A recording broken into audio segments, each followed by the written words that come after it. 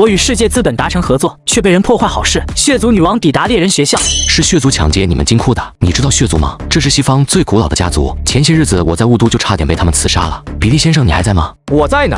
有个事想跟您说一下，我的账户怎么被冻结了？我在非洲几十万人，如果没钱的话，会出很大的事。所以你看是否能给解冻？神话，你别耍我了好不好？这个世界上敢做这种事的，我想不到第二个人。你的意思是，说出你的条件，我们可以谈。你算什么东西？有什么资格跟我谈？让血族的女王到非洲跟我谈？三金清楚资本们敢冻结他的账户，必然跟血族有关系。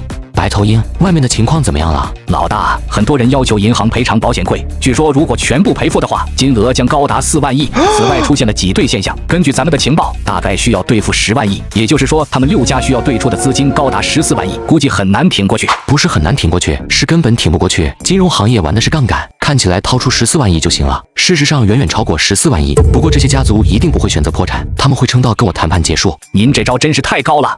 比利等6大资本快要崩溃了，他们找到背后的血族。德米尔公爵，我们已经无力维系了。冻结神话的账户是按照你们的要求做的，但现在发生的事已经超出预料。我们早就说过，这样对待神话，很有可能会遭到他的反击，你们必须得为此负责。当然会负责的，我可以用市场价收购你们的资产，这样一来问题都解决了。听到这话，比利几人全都怒了。这就是你们的负责吗？我们是帮你们做事才导致的如今局面，而你却想吞掉我们的一切，这是最好的结果。德米尔公爵，如果你们执意如此的话，一定会后悔的。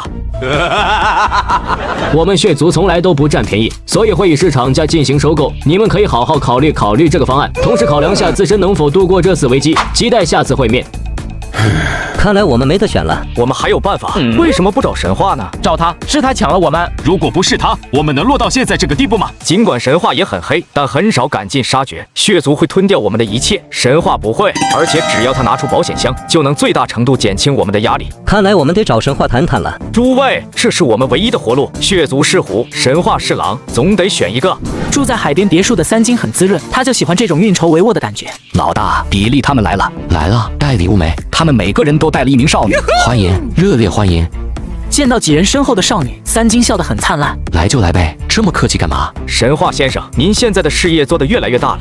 还好吧，我虽然不太懂得怎么搞资本运作，但懂得怎么做镰刀。但主要还是兄弟们给面子，如果没有你们借给我的钱，恐怕就不好说了。神话兄弟，您的账户已经解冻，系统出现了故障，所以才会出现这种问题。解冻了，那正好，你们把这笔钱抽走吧，就当我把债还了。听到这话，比利几人顿时慌了。神话兄弟别闹了，这笔钱就是我们给你的投资，借贷就是个形式，你也不是能被书面合同困住的人。说完，所罗门几人拿出借贷合同，当着三金的面全部销毁了。从现在开始，猎人学校的股份贷款全是您的了。这合适吗？那可是1万亿。别人投资的是产业，我们投资的是人。1万亿算什么？我们还想追加投资呢。没错，我们的确想追加投资。好，我接受你们的投资。你们想投资多少？这个投资跟之前的不太一样，我们想投资10%的股份。10%？是的，我们打算给您全产业链10%的股份。10%？当我是乞丐吗？20%，比利刚才说错了。如果我猜的没错的，血族是要拿走你们的所有，所以你们才会找我谈。可你们想过没？一旦跟我没谈成，后路就彻底没了，连成为血族的狗都没资格。三金一针见血，说的比利几人面色大变。所以我给你们留下20%，不算赶尽杀绝吧？我们可以一起掠夺非洲的资源、中东的资源、世界的资源，再也不用彼此间处处防备了。你们说对吗？三金要80%，给他们留20%。知道我现在有多少107火箭炮吗？2万架。知道我储存了多少火箭弹吗？200万颗。此外还有3000辆喀秋莎。80%能行就签合同，不行就请回吧。我同意。诸位，如果跟血族合作，他们的确能按市价收购我们的资产，但收购完毕之后呢，我们将一无所有。神话先生只要80%，而且能保留我们的家族，还需要考虑吗？话就说到这里，愿意还是不愿意全看你们了。接受也好，拒绝也好，都是自己的选择。好吧，我同意。你们的时间不多了，挤兑潮比想象中凶狠，你们的支付能力也只够维持3天。当然，3天之内搞定的话，我瞬间就能让你们起死回生。放心吧，神话兄弟，我们知道轻重。